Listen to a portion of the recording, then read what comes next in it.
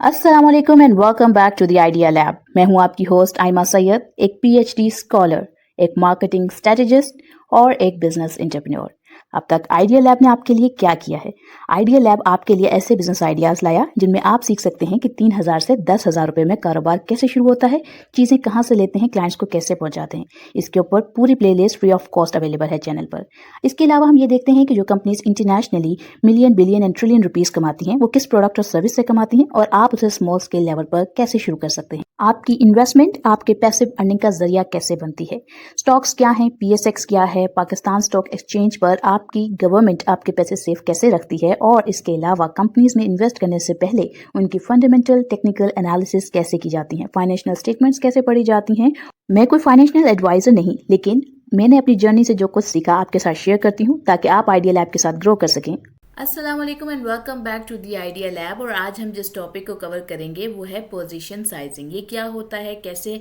Find करते हैं और इसका आपके पोर्टफोलियो पे क्या इम्पैक्ट है और आप इसको किस तरीके से अपनी इन्वेस्टमेंट वैल्यू के अकॉर्डिंगली एडजस्ट कर सकते हैं, उस तमाम चीज़ों के ऊपर आज हम डिस्कशन करेंगे। लेकिन उससे पहले आज की मार्केट के एनालिसिस देख लेते हैं कि KSE 100 का आज का क्या रिस्पॉन्स रहा और आने वाले दिनों में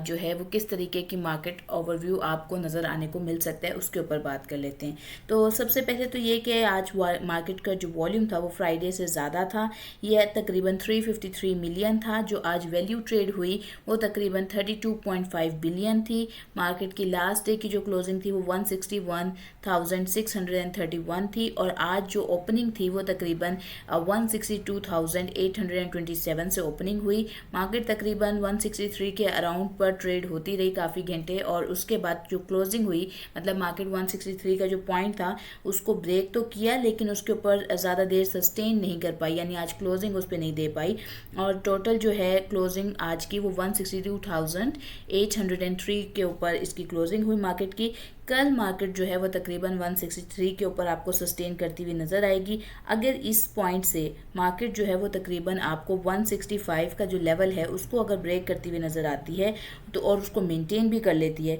तो फिर हमें नए हाईज देखने को मिल सकते हैं। और यहाँ पर हम बिग जंप भी एक्सपेक्ट कर रहे हैं 165 का जो कह लें कि रेजिस्टेंस लेवल है वहाँ पर। और 162 का जो है मार्केट का जो KSE 100 का इस वक्त है वो आप कह लें कि एक kind of a stop loss available है। सो ये तो हो गया हमारे मार्केट के एनालिसिस के तमाम हालात कि इसके अकॉर्डिंगली आप देख सकते हैं कि आपने आने वाले वक्त में इस वीक के अंदर ये अगले 1-2 दिन 3 दिन के अंदर किस तरीके से प्रॉफिट टेकिंग करनी है, किस तरीके से डिप्स के ऊपर बाय करने का मौका आपको मिल सकता है। तो ये सारी मार्केट एनालिसिस इसलिए शेयर किए जाते हैं ताकि लॉन्ग टर्म इन्वेस्टमेंट्स जो इन्वेस्टर्स हैं वो डिप पर बाय कर सकें और जो ट्रेडर्स हैं जो स्विंग ट्रेड करना चाहते हैं वो अपने आप को देख सकें कि उन्होंने किस तरीके से जो है अपनी ट्रेड्स को बैलेंस करना है किस दिन के हवाले से। तो अब हम ये देखते हैं कि पोजीशन साइजिंग क्या होता है। तो पोजीशन साइजिंग का मतलब है कि आप अपने पैसों का कितना हिस्सा एक स्टॉक या ट्रेड में लगाएंगे। इसका जो मेन मकसद है वो है रिस्क को कंट्रोल करना और सेफ तरीके से प्रॉफिट का कमाना। अक्सर लोग ये गलती करते हैं कि पूरे पैसे एक ही स्टॉक में डाल देते हैं। अगर वो स्टॉक गिर गया तो आपको बहुत बड़ा नुकसान होता है, लेकिन अगर आपने उसको थोड़े थोड़ा करके मल्टीपल स्टॉक्स में इन्वेस्ट किया हुआ है, जिसे हम आसान लफ्ज़ों में आपके पोर्टफोलियो के डाइवर्सिफाई होने के अमल को भी कह सकते हैं कि यानी आपने मुख्तलिफ स्टॉक्स खरीदे हुए, यानी आपके पोर्टफोलियो डाइवर्सिफाइड है। तो अगर सिंपल लफ्ज़ों में कहा जाए तो पोजीशन साइजिंग का मतलब है जो यानी कि पोजीशन साइजिंग आपको ये बताता है कि एक स्टॉक में आपने कितनी अमाउंट तक इन्वेस्ट करना जो है आपका वो सेफ ऑप्शन हो सकता है। अब आप ऐसा करते क्यों हैं, ये इम्पोर्टेंट क्यों है? सोचें कि आपने फॉर एग्जांपल 20,000 रुपये जो हैं वो आप मंथली इन्वेस्ट कर रहे हैं। अगर आपने पूरे पैसे एक ही स्टॉक में लगाए और स्टॉक जो है वो 20% जो है वो गिर गया तो आपको तकरीबन ₹4,000 का जो है उसी मंथ में नुकसान हो सकता है। लेकिन अगर आपने 4 अलग स्टॉक्स में ₹5,000 लगाए और सिर्फ एक स्टॉक गिरा तो अब आपको तकरीबन 1,000 रुपये तक का लॉस होगा। तो सही पोजीशन साइजिंग आपको जो है वो लॉस जो है आपका उसको कम कर देती है और आपकी जो ट्रेडिंग लाइफ है, जो आपकी स्विंग ट्रेडिंग की लाइफ है उसको बढ़ा देती है। इसी तरह से जो लोग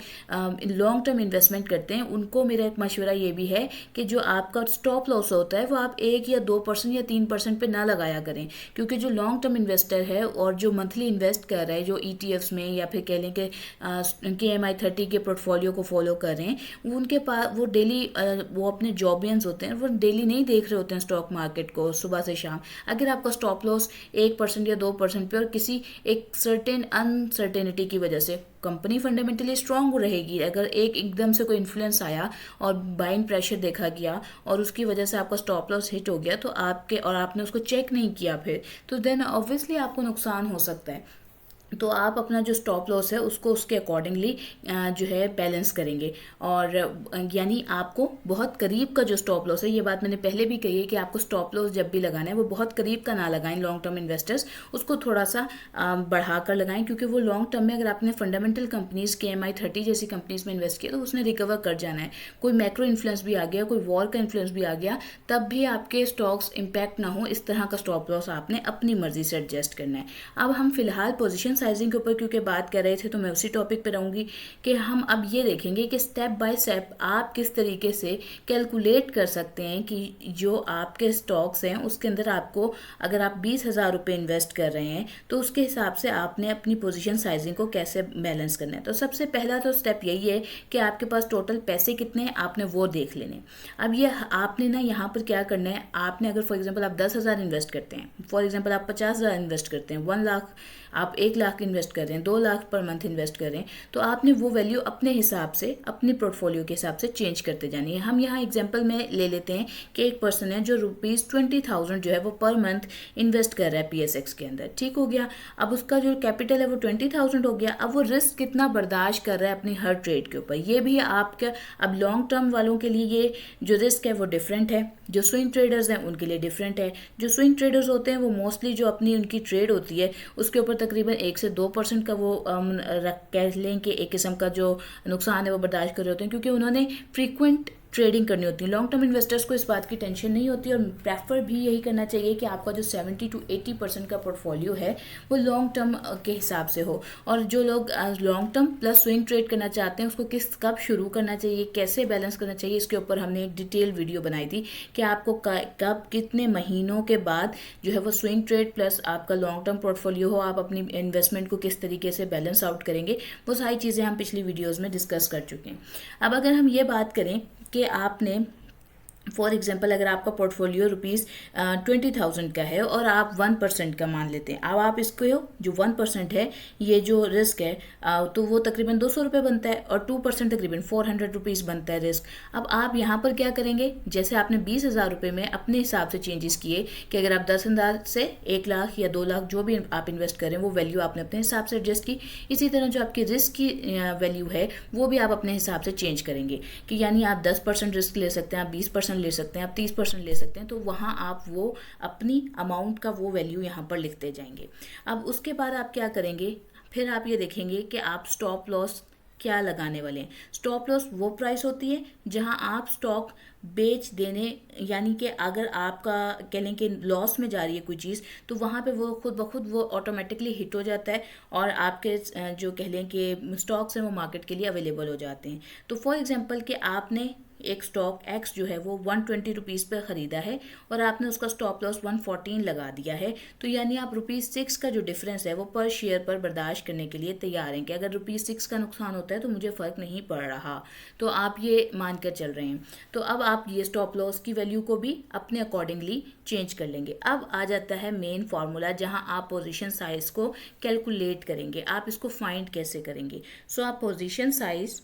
के लिए फार्मूला इस्तेमाल करते हैं रिस्क पर trade divide by entry price minus stop loss. अब लॉन्ग टर्म इन्वेस्टर्स कहेंगे कि हम तो रोज ट्रेड नहीं कर रहे हैं तो हम इसको कैसे देखें, तो आपका रिस्क पर ट्रेड का मतलब यही है कि जो स्टॉक्स आपने लॉन्ग टर्म के लिए होल्ड कर रहे हैं उसके अंदर आप कितना % रिस्क ले रहे हैं और जो आपने होल्ड कर लिए हैं। अब ये नहीं करना कि हम तो हर 20,000 रुपये हर मंथ इन्वेस्ट करेंगे तो ये पोजिशन साइज हम आने वाले 5 साल को एक्सपेक्ट करके लगाएं। यहाँ आपने वो देखना है जो आप ऑलरेडी इन्वेस्ट कर चुके हैं, तो जो आप इन्वेस्ट कर चुके हैं उसके हिसाब से आपने यहाँ पर अपना रिस्क पर ट्रेड जो है वो आपने एडजस्ट कर लेना है। और एंट्री प्राइस आपकी जो ऑब्वियसली जिस पे आपने एंट्री ली है आप वो लिखेंगे, जो स्टॉप लॉस आप बर्दाश्त कर सकते हैं आप वो वैल्यू यहाँ पे लिखेंगे, और फिर उसके बाद आप फाइंड कर लेंगे जो इसको आपका फॉर एग्जांपल यहाँ पर रिस्क पर ट्रेड अगर हम 400 मान लें, एंट्री जो है वो 120, स्टॉप लॉस 114, तो पोजीशन साइजिंग की जो वैल्यू आपके जो नंबर ऑफ शेयर्स आपको पास आते हैं वो तकरीबन 66.6 हैं।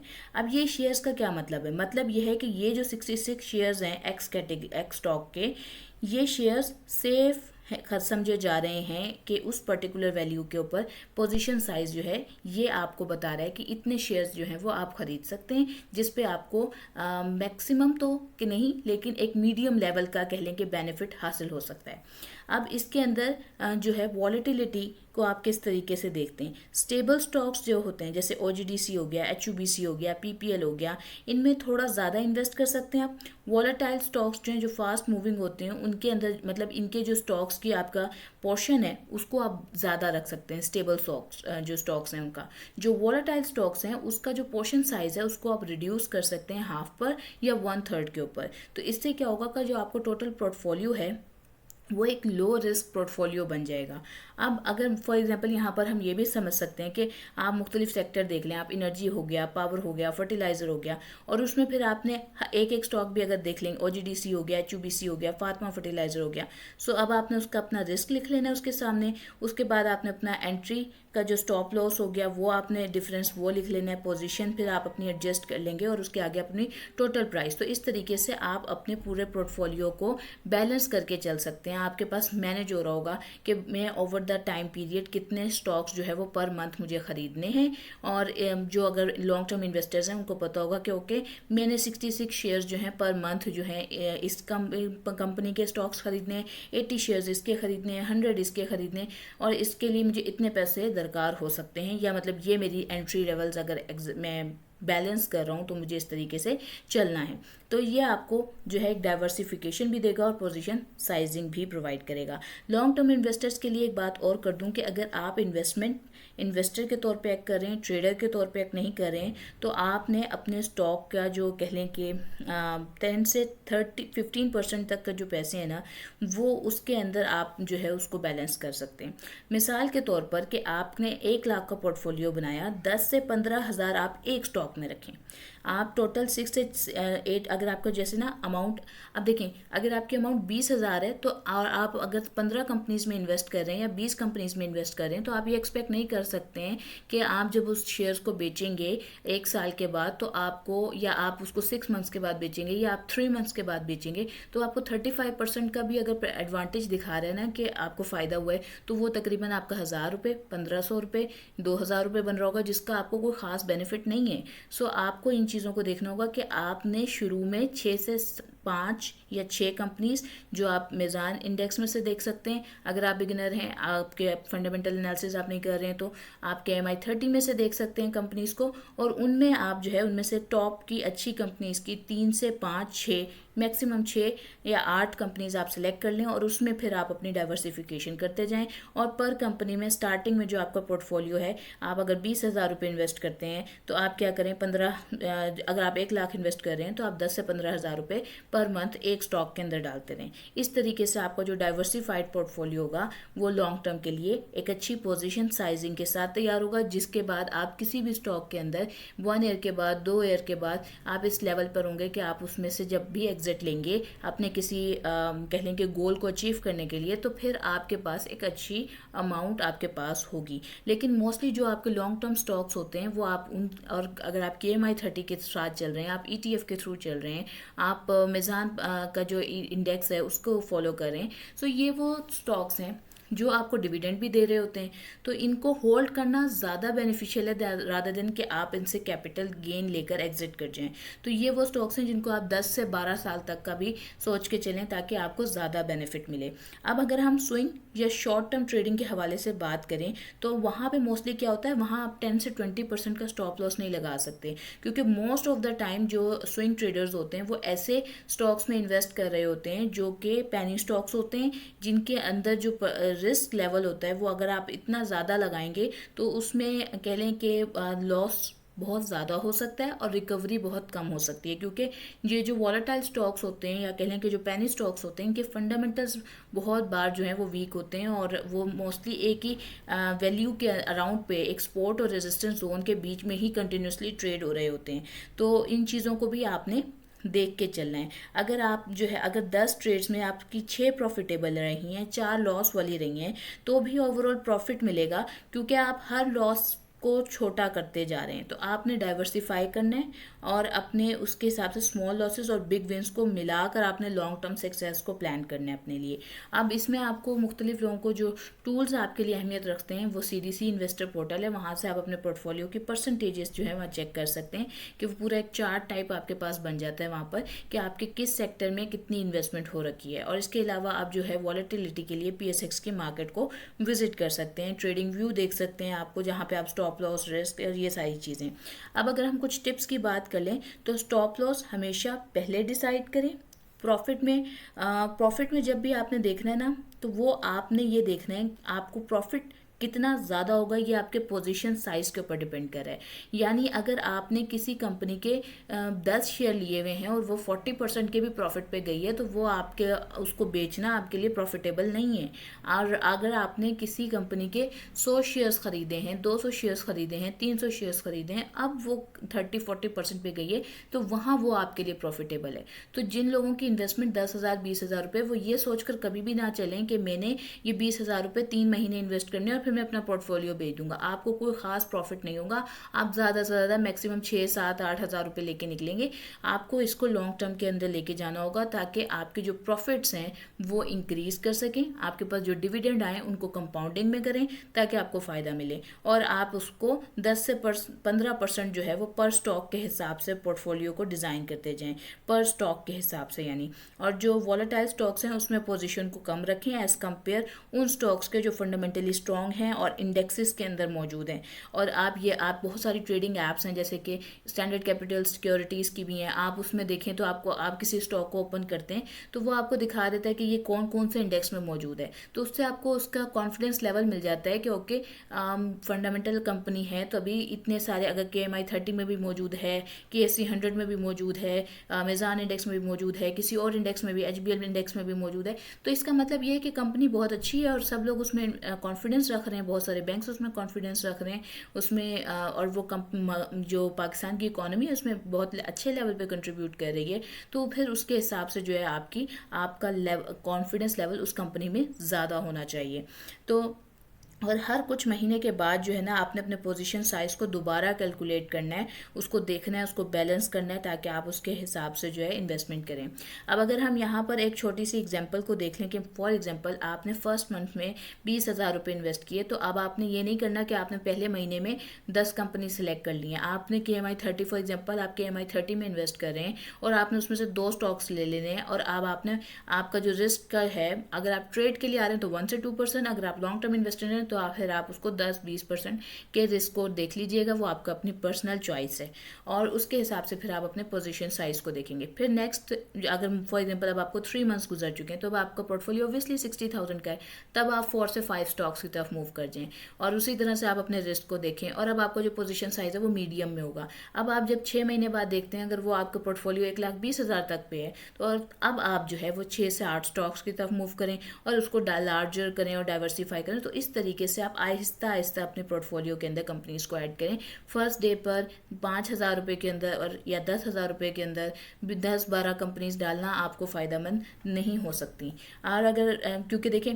बाज़ लोग क्या करते हैं, 500 रुपये इन्वेस्ट किए, 5,000 रुपये इन्वेस्ट किए, क्या अब हमारे ये लाखों रुपये हो जाएंगे वो लाखों रुपए, लेकिन उसके लिए फिर आप वेट करें। अगर आप 10,000 रुपये इन्वेस्ट करके कुछ और मजीद उसमें इन्वेस्ट नहीं कर रहे हैं तो फिर आप 10-12 साल, 15 साल, 20 साल वेट करें। और अगर जो इंसान हर महीने 10,000 रुपये इन्वेस्ट कर रहा है तो फिर वो ऑब्वियसली लाखों में कुछ महीनों में ही पहुंच जाएगा। तो ये एक इन्वेस्टमेंट है, ये कोई ऐसी जगह नहीं है जहाँ आप कोई जुआ नहीं है ये एक किस्म का। तो इसमें आपकी कंटिन्यूस मेहनत है, आपकी कंटिन्यूस कह लें पेशेंस है, और आपकी इन्वेस्टमेंट है ये एक किस्म की, और ये आपके ही पैसे हैं सबसे बढ़कर। तो अगर हम इसके फाइनल टेक अवेज की बात करें कि तो पोजीशन साइजिंग जो है वो आपको ये बताता है कि आपने हर स्टॉक की कितनी अमाउंट अमाउंट बाय करनी है, और उसके लिए क्या रूल्स हैं वो हम बात कर चुके हैं। स्टॉप लॉस को आप आप जो ऑब्वियसली लिमिट बताते हैं एक्सेप्टेबल लॉस की, वो आप जो है उसमें पोजीशन साइजिंग में आपके लिए ये वैल्यू इंपॉर्टेंट है। रिस्क कंट्रोल जो है वो आपके कैपिटल को प्रोटेक्ट करता है और ये वैल्यू आपके लिए इंपॉर्टेंट है। और डाइवर्सिफिकेशन एट दी एंड आपको बहुत सारे सेक्टर्स के अंदर करनी चाहिए, लेकिन अकॉर्डिंग टू द प्राइस आपको और विद मंथ्स आपको उसको इंक्रीज करना चाहिए। अगर एंड पे बात कहूँ तो वो यही है कि अच्छे ट्रेडर्स या अच्छे इन्वेस्टर्स बनने के लिए आपको स्मार्ट होने के साथ साथ पेशेंस का होना और सही स्ट्रैटेजी का इस्तेमाल करना और आपके पोजीशन साइज का बेहतर होना बहुत ज़रूरी है। उम्मीद करती हूँ आपको आज की वीडियो अच्छी लगी होगी, आपको बात समझ आई होगी, आपने चैनल को लाइक किया होगा, शेयर किया होगा, सब्सक्राइब किया होगा। मुझे दुआओं में याद रखिएगा। इंशाअल्लाह एक और अच्छी वीडियो के साथ मिलेंगे। आज के लिए मैं लेती हूँ अलविदा। अस्सलाम वालेकुम।